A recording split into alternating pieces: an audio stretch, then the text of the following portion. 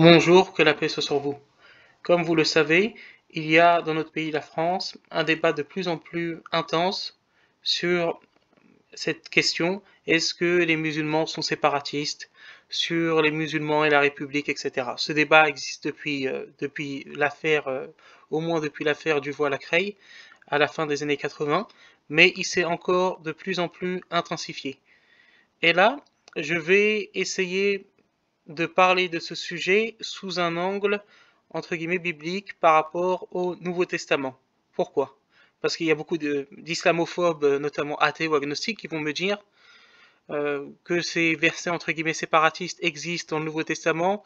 On s'en fiche, nous on critique l'islam. De toute façon, toutes les religions sont les mêmes, mais l'islam est la plus dangereuse, etc., etc. Vous savez, tous ces athées ou agnostiques islamophobes, des personnes comme Mukasha vont me répondre cela, vont me répondre que ce n'est pas pertinent de citer des versets du Nouveau Testament. Sauf que cette vidéo ne vous est pas adressée, mais que cette vidéo est adressée aux chrétiens qui critiquent l'islam, l'accusant d'être séparatiste et les musulmans d'avoir un projet séparatiste. Et donc, pourquoi ici c'est pertinent de citer le Nouveau Testament? Car lorsqu'on émet une critique, il faut que cette critique soit pertinente et qu'elle soit cohérente surtout. Si je critique quelque chose dans le livre religieux d'une autre religion, christianisme, bouddhisme, judaïsme, etc., si la même chose se retrouve chez moi, ça va poser problème en termes de cohérence. Donc on va commencer cette petite présentation. Donc déjà, il faut réaliser qu'il y a une confusion souvent qui est faite entre obéissance aux lois de la République et obligation de les aimer, de les accepter avec son cœur. Parce que, qu'une chose soit claire, nous, en tant que musulmans, on respecte les lois de ce pays. On vit en France, on respecte les lois, on ne fait pas de mal, on vit notre vie tout simplement. Voilà, c'est logique. Cependant, personne ne doit nous forcer à aimer et à accepter avec notre cœur les lois qui sont votées par la République. Et souvent, ces personnes qui nous parlent de liberté de conscience à tout va, et parfois même pour critiquer l'islam, ne l'appliquent pas ici. Car elles attaquent ma conscience, moi en tant que musulman. Il y a des lois qui ont été votées par la République, des lois avec lesquelles je suis en désaccord. On ne peut pas me forcer à les aimer. On ne peut pas me forcer à adhérer à des concepts. Tout comme on ne peut pas forcer, par exemple, les cathos tradis, notamment c'est des vacantistes ou autres, ou les royalistes, de manière tout simplement, on peut les forcer à obéir à la loi de la République, obéissance à la loi, mais on ne peut pas les forcer à aimer la République, on ne peut pas les forcer à aimer Marianne, on ne peut pas les forcer à aimer un régime politique qui a persécuté, qui a tué, massacré les Vendéens, même si c'était il y a des siècles, même si c'était au début de la Révolution française, on ne peut pas les forcer. On ne peut pas contraindre l'amour, on ne peut pas contraindre la conscience. Mais il y a cette tentative en France qui, pour moi, on parle, vous savez, de l'islamisation de la France. Ce qu'on voit surtout, c'est une soviétisation de la France. C'est une dictature de la pensée et une dictature de la conscience. Tu dois aimer tel concept, tu dois aimer telle valeur, tu dois aimer ceci et cela. Tu dois aimer telle loi républicaine. Pas simplement l'accepter comme un état de fait, tout en étant dans son cœur et dans ses opinions contre cette loi, mais l'accepter avec son cœur. Donc c'est vraiment très problématique et pour moi c'est une espèce de soviétisation de... Euh, j'ai écrit de la France et je me suis trompé, parce qu'il faut faire une différence entre la France et la République. Entre la France qui a des siècles d'histoire bien avant que la République existe, et la République, qui est un système politique, qui n'est pas la France. Mais il y a voilà une soviétisation de la République qui, comme l'Union soviétique, veut créer un homme nouveau. Un homme pour qui la religion ne serait qu'une activité pratiquée le vendredi, le samedi ou le dimanche, une activité semblable au fait de jouer au bowling, une sorte de hobby, et qui n'accepte pas que la religion soit pour beaucoup de gens bien plus importante que cela. Mais maintenant, on va rentrer dans le vif du sujet, si Dieu le veut, et on va voir pourquoi on retrouve certains versets entre guillemets séparatistes dans le Nouveau Testament. Le but, c'est pas d'attaquer le christianisme, le but, c'est de la réponse à la bergère. D'une certaine manière, les chrétiens qui nous critiquent sur cela, on leur montre ici qu'il y a des versets semblables que certains pourraient qualifier de séparatistes dans le Nouveau Testament. Donc ce qu'on va faire, c'est qu'on va prendre des lunettes d'islamophobes, on va prendre les lunettes des islamophobes et lire le Nouveau Testament comme les islamophobes lisent le Coran et les sources islamiques. Nous, on va lire le Nouveau Testament comme eux lisent nos sources. Donc avec un premier passage qui peut paraître surprenant parce qu'il se trouve dans un des passages préférés des chrétiens, le Sermon sur la montagne, les béatitudes. Donc c'est en Matthieu 5, 14, vous êtes la lumière du monde, une ville située sur une montagne ne peut être cachée. Et je vais expliquer pourquoi ce passage pourrait être interprété comme un passage séparatiste. Parce que les islamophobes vont nous citer, eux, notamment chrétiens, notamment certains islamophobes chrétiens vont nous citer la sourate 3, verset 110 du Coran, qui dit « Vous êtes la meilleure communauté qu'on ait fait surgir pour les hommes. Vous ordonnez le convenable, interdisez le blâmable et croyez en Dieu. » Ils vont nous dire, regardez, les musulmans se disent être la meilleure communauté, ce sont des séparatistes, ce sont des suprématistes, ils se pensent meilleurs que nous autres non-musulmans, etc. Ils vont critiquer l'islam par rapport à ce verset du Coran. Cependant, si on applique la même critique, on peut appliquer la même critique à Matthieu 5, 14. Pourquoi ? Vous êtes la lumière du monde. À qui s'adressait et à qui s'adresse de manière générale Jésus, que la paix soit sur lui ? Selon les chrétiens, cela s'adresse aux disciples de Jésus, à ceux qui le suivent, donc en toute vraisemblance selon les chrétiens eux-mêmes, puisqu'ils se considèrent comme étant les disciples du Christ. Donc Jésus dit, vous êtes la lumière du monde. Et les chrétiens comprennent cela pour eux-mêmes. Et les catholiques se sont toujours vus comme le Vérus Israël, le vrai Israël. Donc suprématiste, ici, si on en croit la définition qu'utilisent les islamophobes chrétiens comme Abbé Pagès, on peut voir un premier passage suprématiste dans le Nouveau Testament. Parce que oui, si les chrétiens sont la lumière du monde, alors que sommes-nous, nous autres non-chrétiens, les ténèbres? Et d'ailleurs, je ne dis pas cela en vain parce qu'il y a une corrélation entre ce passage, lumière et ténèbres, qui est expliqué autre part dans le Nouveau Testament, où on va voir que les croyants, les chrétiens selon eux, sont associés à la lumière, alors que le monde, les non-chrétiens, sont associés aux ténèbres. Le deuxième passage est le suivant.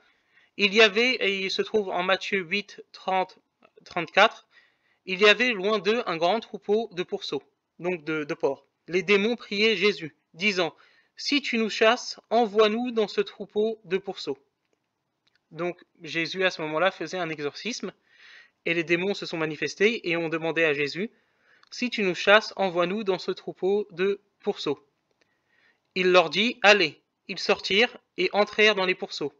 Et voici tout le troupeau se précipita des pentes escarpées dans la mer, et ils périrent dans les eaux.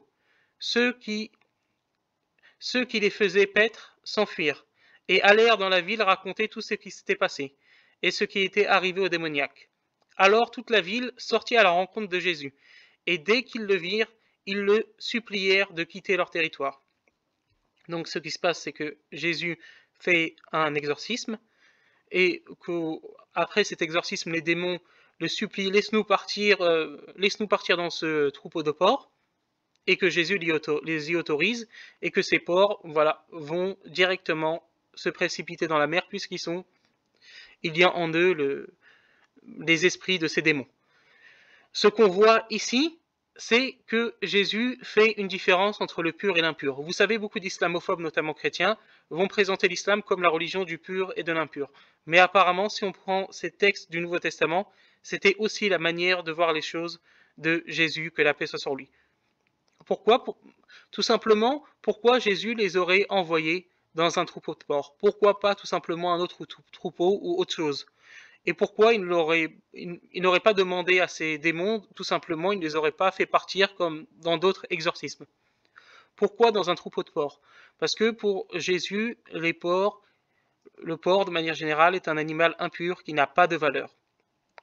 Et voilà, les islamophobes, notamment identitaires, vont se présenter, vous savez, avec des sangliers comme symbole.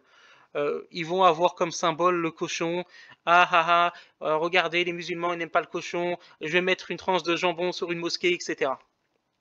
On voit ici entre guillemets, la vision qu'avait Jésus des porcs, de ces animaux. La vision que Jésus avait donc des porcs, moi je parle bien des animaux ici, il avait cette vision des porcs comme étant impurs. La preuve de cela, c'est que, vous l'avez sûrement remarqué, Jésus ne verse aucun dommage à la personne à qui appartenait ce troupeau. On aurait pu imaginer cette personne, vous imaginez, il perd un troupeau de porcs. D'accord? Il perd un troupeau de pourceaux.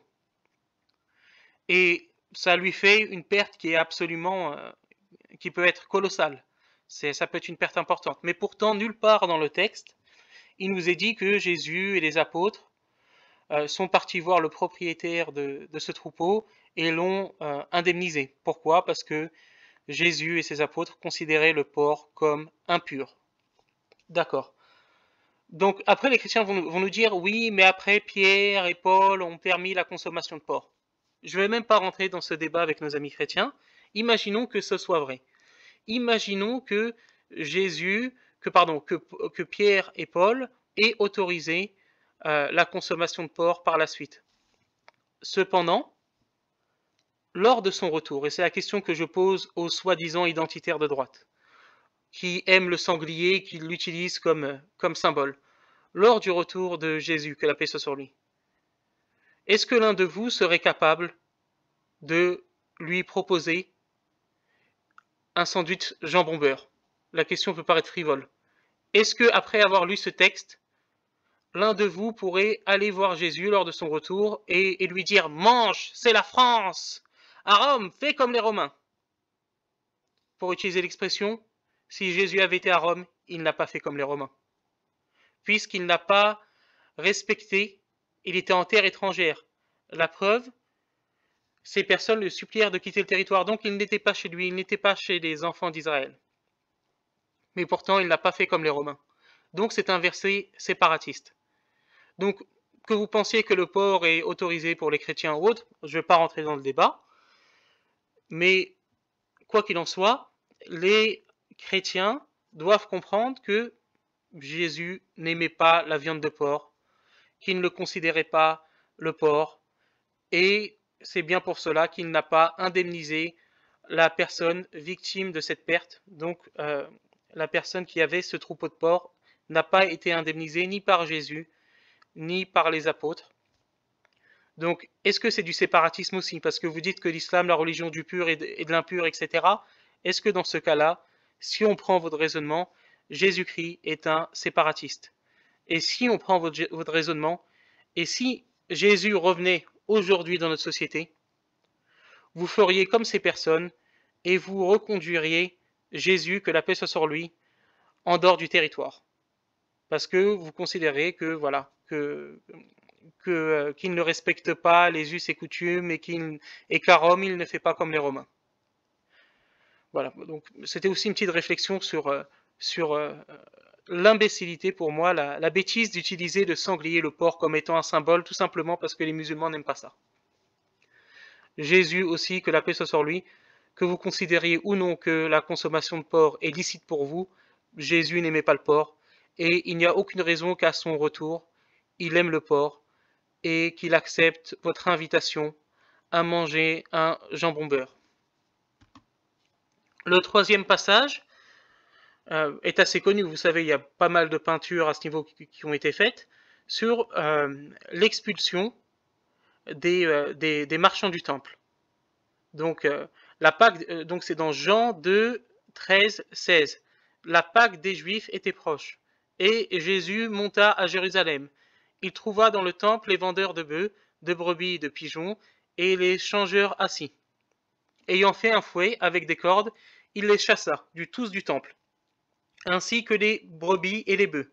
Il dispersa la monnaie des changeurs et renversa les tables, et dit aux vendeurs de pigeons, « ôtez cela d'ici, ne faites pas de la maison de mon père une maison de trafic. » Donc on voit de manière très clairement, encore peut-être de manière plus claire que dans les autres passages, un passage qui pourrait être vu comme séparatiste. Pourquoi? Déjà, Jésus ne respecte ni la loi du Sanhédrin, ni la loi romaine ici. Aucune autorité, entre guillemets, des hommes ne lui permettait d'agir ainsi dans le temple de Jérusalem. C'est d'ailleurs pour ça que les pharisiens vont lui dire quel miracle te permet d'agir ainsi. Donc on voit qu'il n'a aucune autorité terrestre pour agir ainsi, et que donc il fait passer la loi de Dieu avant la loi des hommes, puisqu'il dit ne faites pas de la maison de mon père une maison de trafic. Donc il fait passer une loi divine, qui est le fait de respecter le temple, au-dessus des lois romaines, au moins, qui interdisaient le grabuge, qui interdisaient la violence, etc. Certains, notamment les, entre guillemets, les libres penseurs, pourraient se demander pourquoi Jésus se permettrait d'imposer par la force, son interprétation de la vision du temple. Après tout, d'autres juifs ont pu avoir une vision du temple différente en autorisant certaines choses. Pourquoi Jésus devrait, par la force, par le fouet, imposer son interprétation? D'accord, déjà c'est une première chose. Après, les chrétiens vont peut-être me dire, oui, mais c'est un coup de sang, voilà, Jésus était quelqu'un qui pouvait être sanguin, et donc, voilà, c'est simplement par zèle, et ils vont citer la suite de ce chapitre, où il y a un renvoi vers, il me semble, Ésaïe, le zèle de ta maison me dévore, en disant c'est simplement par zèle, voilà, sauf qu'on voit que c'est prémédité, pourquoi? Parce qu'il est dit, ayant fait un fouet avec des cordes. Et si vous comprenez les choses, c'est que Jésus n'est pas parti acheter un fouet, il n'en a pas trouvé, il l'a fabriqué. C'est que l'acte était prémédité, et que pendant qu'il fabriquait son fouet, il avait largement le temps de réfléchir et de se calmer. Et donc là, bien entendu, je ne critique pas Jésus, que la paix soit sur lui. Tout simplement, j'analyse ce texte en prenant les lunettes de Monsieur Pagès ou d'autres chrétiens qui critiquent l'islam en disant que l'islam est séparatiste, etc. Donc ici, Jésus, que la paix soit sur lui, fait passer la loi de Dieu avant la loi des hommes, avant la loi du Sanhédrin et avant la loi de l'Empire romain. Et donc, qu'est-ce qui lui permet de faire cela, si ce n'est une autorité divine? Et donc, s'il fait cela avec une autorité divine, sans le consentement des hommes, c'est que pour Jésus, l'autorité de Dieu, la loi de Dieu passe avant la loi des hommes. Bien entendu, dans le reste de son ministère, Jésus a respecté les lois, il n'a pas fait de troubles à l'ordre public ou autre. Mais au final, dans le principe philosophique, la loi de Dieu passe avant la loi des hommes. C'est ce que semble dire ce passage. Et donc voilà, beaucoup de chrétiens peuvent être gênés par ce passage, et c'est pour ça qu'il y a des interprétations entre guillemets un peu plus modernistes, modernes de ce passage. C'est un peu Jésus qui chasse les banquiers, parce qu'il martyrise le peuple, etc. Non, si Jésus, on le voit dans le texte, agit ici, c'est par rapport au renforcement d'une loi religieuse sur ce qu'ont fait les hommes du temple de Jérusalem. Le quatrième passage, qui confirme ce que je disais par rapport à Matthieu 5, verset 14, ce passage parle du mariage et il se trouve dans le second épître aux Corinthiens, chapitre 6, verset 14. Ne vous mettez pas avec les infidèles sous un joug étranger, car quel rapport y a-t-il entre la justice et l'iniquité? Ou qu'y a-t-il de commun entre la lumière et les ténèbres? Ici, on voit que, à l'image, et les chrétiens pensent que ce passage d'un des épîtres pauliniens les concerne, tout comme ils pensent que Matthieu 5, 14 les concerne aussi. On voit une opposition entre la justice, entre la lumière, qui est censée représenter selon les chrétiens eux-mêmes, les chrétiens fervents, les disciples de Jésus, et les ténèbres, et l'iniquité, qui sont censés représenter le monde. Donc, chrétiens, on a le registre de la justice, le registre de la lumière, les autres, le registre de l'iniquité et des ténèbres. Texte, bien entendu, selon l'interprétation que pourrait donner Pagès, si on prend ses lunettes, texte séparatiste. Le cinquième passage, et le dernier, et le suivant, c'est dans le premier épître aux Corinthiens, toujours un épître paulinien, chapitre 5, versets 11 à 13. Maintenant, ce que je vous ai écrit, c'est de ne pas avoir des relations avec quelqu'un qui se nomme en frère, et impudique, ou cupide, ou idolâtre, ou outrageux, ou ivrogne, ou ravisseur, de ne même pas manger avec un tel homme. Qu'ai-je en effet à juger ceux du dehors? N'est-ce pas ceux du dedans que vous avez à juger? Pour ceux du dehors, Dieu les juge. Ôtez le méchant du milieu de vous. Donc, s'il y a quelqu'un dans l'Église, et ça s'appelle la discipline au sein de l'Église, les catholiques et les protestants l'ont à des niveaux différents, ce qu'il faut comprendre, c'est qu'il est possible, en tout cas en théorie, même si ça se fait moins, de se faire virer d'une église, notamment protestante ou même catholique, pour ivrognerie, ou pour fornication, ou pour impudicité, pour ces péchés-là, lorsqu'ils sont prouvés que, voilà, devant une assemblée, chacune des églises ont une interprétation différente de comment ça doit se dérouler, mais en tout cas, dans le Nouveau Testament, il y a ce passage. Et les chrétiens islamophobes vont parfois nous dire: regardez, en islam, la communauté, la Ummah, surveille les musulmans. Les musulmans doivent se surveiller entre eux. C'est pour ça qu'ils ont peur de se convertir au christianisme. C'est pour ça qu'ils ont peur de quitter l'islam. Car, voilà, la communauté veille à ses membres. Ce n'est pas une relation avec Dieu, mais c'est une religion communautaire, etc. C'est une religion où les membres sont surveillés, où il n'y a pas de libre arbitre, etc., etc. D'accord. Mais si on applique ces mêmes critiques à ce passage, on pourrait dire que, regardez, les chrétiens, pour ce qui est en dehors du monde, pour ce qui est du monde, Dieu va les juger, mais pour ceux qui sont chrétiens, ils sont surveillés. S'ils sont impudiques, s'ils sont idolâtres, ils sont mis au banc de la communauté. Ils sont mal vus de la communauté. Il y a donc une pression communautaire qui s'exerce. Et cette communauté, si je reprends le raisonnement de Zemmour, cette communauté va au-delà de la République. Cette communauté va au-delà de ce que représente la République française, de la fraternité républicaine, puisqu'il y a une fraternité religieuse qui passe ici avant la fraternité républicaine. Et Zemmour disait d'ailleurs, le gauchiste Zemmour, que la France, c'est l'inverse de l'islam, puisque la France, elle est contre la soumission, alors que l'islam, elle est pour la soumission à Dieu, et pour la soumission à Dieu. Ici, on voit dans ce texte un appel à se soumettre à Dieu, à respecter ses lois, et à se soumettre à la communauté et aux dirigeants de la communauté qui peuvent exclure des personnes du sein de l'Église. Donc la question que je pose ici, est-ce qu'on n'a pas un autre passage qui pourrait être interprété comme étant séparatiste? Je vous remercie pour votre attention, que Dieu vous bénisse et que Dieu vous garde.